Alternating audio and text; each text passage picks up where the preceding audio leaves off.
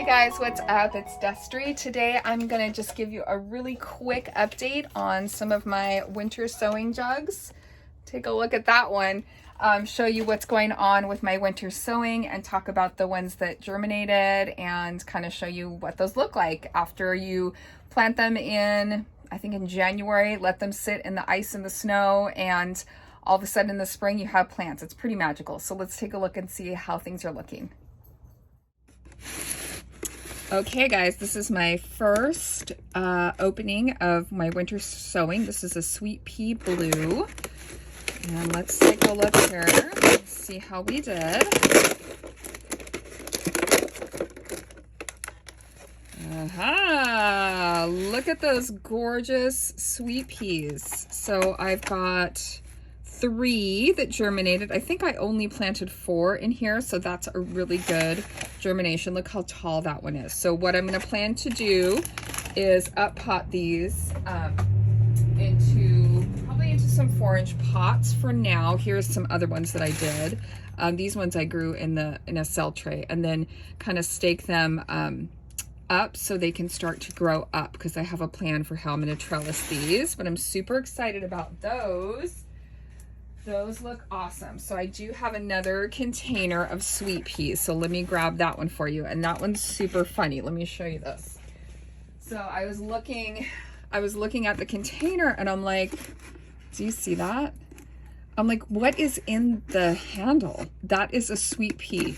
So I have to be really careful when I take this off of here, because it is growing up. It's growing up through the handle. I don't know if you can see that here. Well, let's just open it up. Anyway, I sowed these in December, January, maybe January. Okay guys, so, oh man, I think I'm gonna have to cut. Maybe I can thread him out. Yeah, I'm gonna have to just pull him. Okay, I got him. He was full on growing. That plant was full on in there growing up the handle. So I've got 1, 2, 3, 4. Awesome. So that's all germinated, and these were the sweet pea cocoa mix. So these packets, yeah, winter sowing, I'm super happy with all of these sweet peas. So I've got 4, 5, 6, 7 more sweet peas than I had before, and so that is excellent germination in my winter sowing jugs. So let me go ahead and show you what else is germinating. All right, I grabbed a couple more of my jugs here. So this one is a hollyhock. I have bluebells, campanula, I think is the other name for that, bluebells, and then one called Oregon Sunshine. Now I'm really excited about this one because I know it's an Oregon native, and it is a really beautiful ground cover perennial. So let's go ahead and see first how the Oregon Sunshine did. And take a look here. Oh my gosh, look at all those adorable little baby seedlings. They're doing so good. Now, probably what I need to do is get in here and thin these out, but honestly, I might just kind of do that as I plant them up in the ground. I have a spot that I'm gonna be dedicating to these. So I'm gonna go ahead at this point and just kind of leave these open and to the open air and leave them in my greenhouse, because it's nice and warm in here. But those look awesome. Really good germination. So if you haven't seen the video where I did the winter sowing of these, I'm going to go ahead and link it down below. It is kind of past the time to do it now, depending on where you live. I'm in zone 8. Let's take a look at the bluebells. But this is something where basically you sow the seeds and you make these little greenhouses with the milk jugs, and then Mother Nature takes its course, and you can see what kind of germination I've been getting here. So here's the bluebells. They look so great. So that's how the bluebells did. I'm just going to kind of tape that one back up for now. And honestly, I might just pop these back outside. We don't have any freezing temperatures coming anymore. But again, these are pretty hardened off because they have been outside. This is the hollyhock. And let's see here. Probably best to use like duct tape. All I had was clear box tape, but made it work. So these literally sat out in the snow, in the ice, and now that spring is here, here they are. Look at those hollyhocks. I want to wait for those to get a little bit taller before I worry about planting them out. So I think I'm going to button this one back up too a little bit and just pop these back outside because I don't want to, actually I think I'm going to put most of them outside except for the sweet peas because I want to be sure they're still going to be hardened off. That's kind of part of the appeal of doing this, is that these are already used to, you know, cooler temperatures at night. So I might just go pop these back outside for now. I do need to make sure they stay watered now that the rain has kind of stopped, although it's supposed to rain again here in a couple days. So let me go grab a couple other jugs and we'll check and see how they're looking.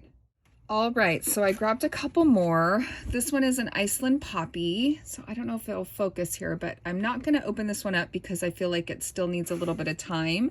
But you can see I do have some germination there. This is a lupin or lupine, and I also have some germination here. I don't know if you can even see that in the video, but if you can kind of see there's some little baby leaves down in there, but I want to see if maybe these will get a little bit bigger, so I'm not going to open that one up. But this one, I don't know if you can see this, but I mean, I see a lot of green, and that green is getting almost to the top. So this is the California poppy, and these will perennialize in my area as well. So I have to be a little careful where I put them, and they spread, but they're gorgeous. So I want to see what these are up to in here because I see lots and lots of growth. Oh my, wow, look at that.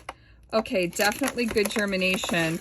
They are definitely needing to be probably put in the ground or thinned out. In fact, they feel a little dry too. So I think I'm going to go ahead and leave this one open just to kind of, and probably give it a watering because they're getting a little stretched in here. But my goodness, look at the size of those and the germination rate. That was a good one. So California poppy.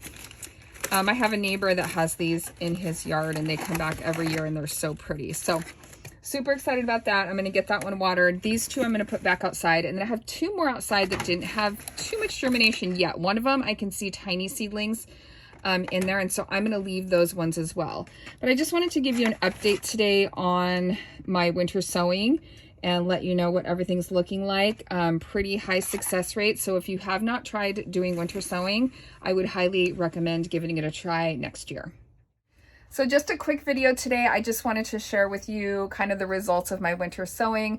I'm super excited to have more of these sweet peas. I need to get these planted up real soon because they are a cooler weather kind of spring plant.